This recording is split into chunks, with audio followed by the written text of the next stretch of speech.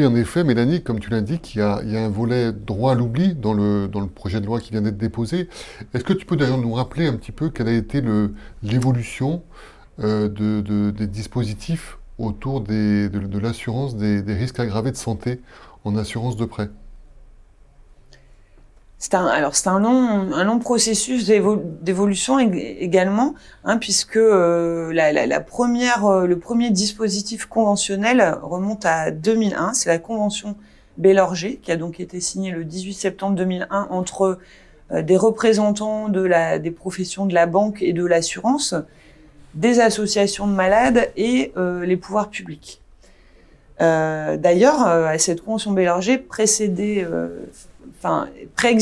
un autre dispositif, mais qui concernait cette fois uniquement les séropositifs. Donc, la convention de Bailorger en 2001 est venue élargir le précédent dispositif à d'autres pathologies. Donc, la convention Bailorger, c'est à ce moment-là qu'est mis en place un système d'étude du risque de santé à 3 niveaux. Donc, pour les personnes qui présentent un risque de santé aggravé. Ce dispositif à 3 niveaux, il existe toujours d'ailleurs dans la convention AERAS. Alors, la convention AERAS, elle, il faut attendre 2006 pour qu'elle soit signée. Donc, elle implique toujours les mêmes signataires, sachant qu'il y a quand même davantage d'associations de malades qui sont représentées, de plus en plus. Et donc, ce qu'elle vient instituer, c'est un système d'écrêtement des primes, donc qui permet de limiter le montant des primes et surtout des surprimes qui sont liées à un antécédent médical, sous condition. Alors évidemment, ça ne concerne pas tous les emprunteurs, ça ne concerne pas non plus toutes les opérations. Pour les emprunteurs, ça va être lié essentiellement à leur niveau de revenu. Et pour les opérations, voilà, l'idée, c'est de cibler particulièrement les opérations, on va dire, normales de crédit immobilier, donc limitées en montant et plutôt sur la résidence principale. Et la deuxième nouveauté de AERAS par rapport à Bailorger, c'est d'élargir au risque invalidité, puisqu'avant, on parlait que du risque décès. Alors, cette convention AERAS, elle va être révisée à plusieurs reprises. Donc, pour citer les principales modifications, alors, en 2011, on introduit la garantie invalidité spécifique, qui vient encore finalement améliorer la couverture de l'invalidité qui était dans la première version, puisque donc cette garantie invalidité spécifique, elle permet aux personnes qui se voient refuser la garantie invalidité dans des conditions normales, avec surprime soit refusée complètement, soit acceptée avec surprime ou avec exclusion, de bénéficier d'une garantie donc qui va venir les couvrir mieux, sans exclusion, sans surprime, mais sur la base d'un socle de couverture qui est défini dans la convention, qui est un peu particulier, mais qui permet au moins à tous les emprunteurs d'avoir accès à cette garantie. En 2015, une autre révision importante, puisque c'est l'introduction dans la convention AERAS du droit à l'oubli et de la grille de référence. Alors, qu'est-ce que le droit à l'oubli ? C'est la possibilité pour une personne qui a eu un cancer de ne pas déclarer cet antécédent et de ce fait de ne pas subir, du fait de ce cancer, une surprime ou une exclusion de ces garanties.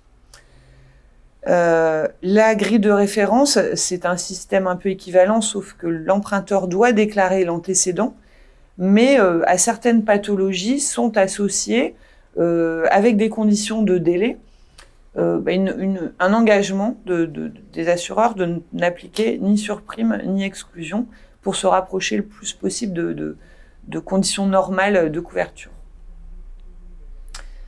Donc, pour en revenir donc à ce qui se joue actuellement, donc la résiliation infra-annuelle ou la résiliation à tout moment, L'article 7 de la proposition de loi Lemoine comporte un volet droit à l'oubli et il invite les cet article invite les signataires à élargir les conditions d'application du droit à l'oubli, faisant même allusion à l'éventualité d'un décret pour venir fixer les conditions de cet élargissement.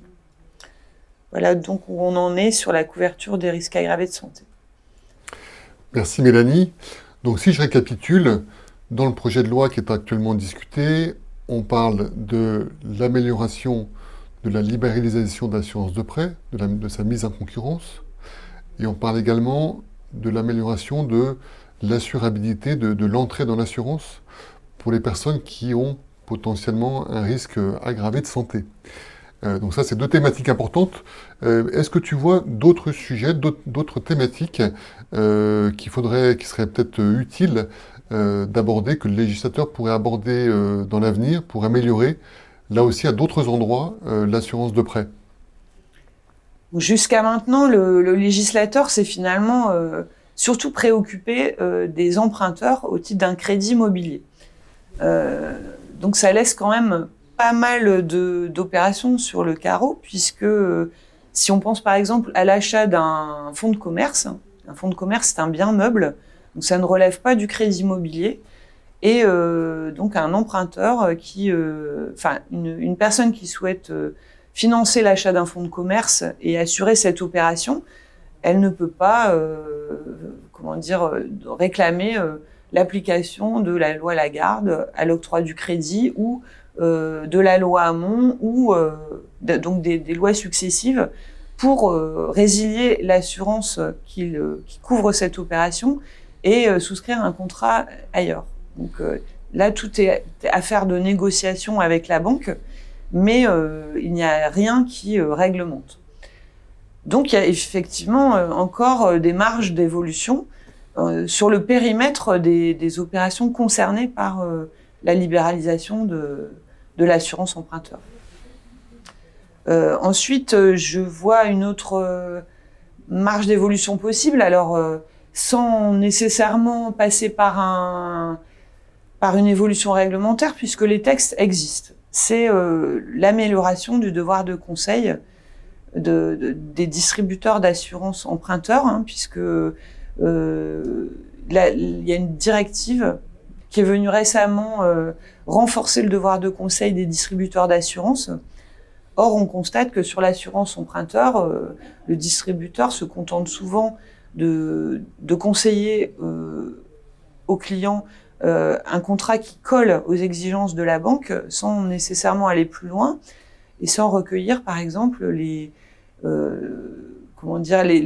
souhaits particuliers de son client en termes de couverture ou des exigences particulières en termes de couverture. Et surtout, certains pensent que le rôle du distributeur s'arrête à la souscription du contrat, alors que ce contrat dure quand même, c'est un contrat quand même de longue durée, quand on le souscrit, c'est pour 15, 20, 25, 30 ans. Et un prêt, sur sa durée, peut subir des modifications, il peut d'ailleurs même être remboursé par anticipation. Et donc, ce serait quand même assez logique que le distributeur, la personne qui vend l'assurance de prêt, revienne vers son client pour s'informer donc d'évolutions dans le prêt ou même dans la situation du client qui peuvent susciter la nécessité de revoir sa couverture. Voilà, donc c'est aussi un autre angle d'évolution, je pense, c'est le renforcement du devoir de conseil des distributeurs sur l'assurance emprunteur qui échappe un peu